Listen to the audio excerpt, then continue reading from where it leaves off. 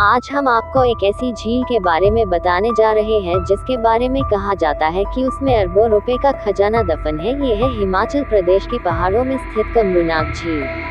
पूरे साल में 14 और 15 जून को यानी देसी महीने के हिसाब से एक तारीख और हिमाचली भाषा में साजा गर्मियों के इन 2 दिनों में बाबा कमरूनाग पूरी दुनिया को दर्शन देते हैं।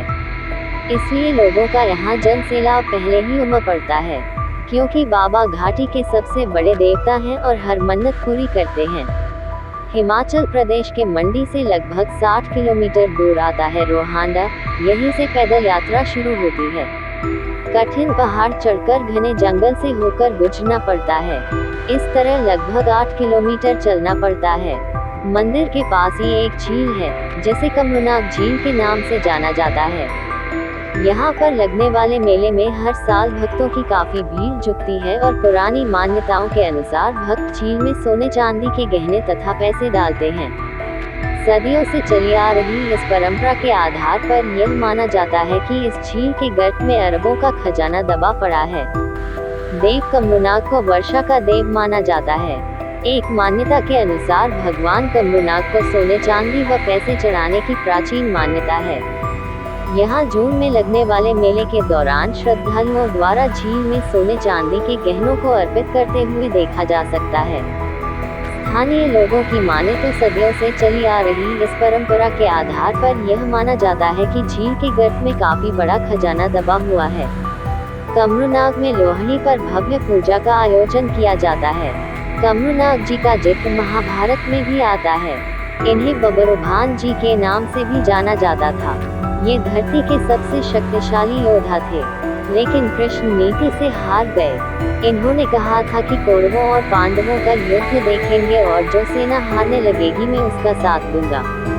लेकिन भगवान कृष्ण भी डर गए कि इस तरह अगर इन्होंने कौरवों का साथ दे दिया तो पांडव जीत नहीं पाएंगे। कृष्ण जी ने एक शर्त लगाकर इन्हें हरा दिया और बदले में इनका सिर मान लिया। लेकिन कमरूनाग जी ने एक ख्वाहिश जाहिर की कि वे महाभारत का युद्ध देखेंगे। इसलिए भगवान कृष्ण ने इनके काटे हुए सिर को हिमालय के एक ऊंचे शिखर पर पहुंचा दिया।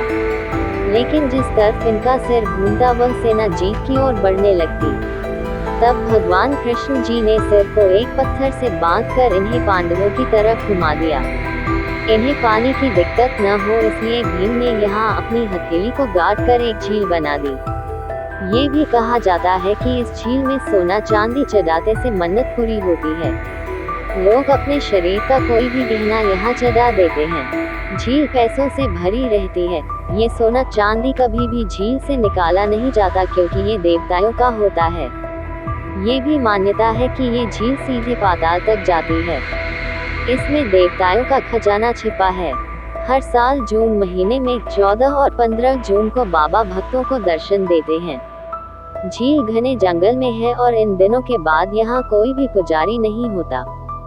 यहाँ बर्फ भी पड़ जाती है।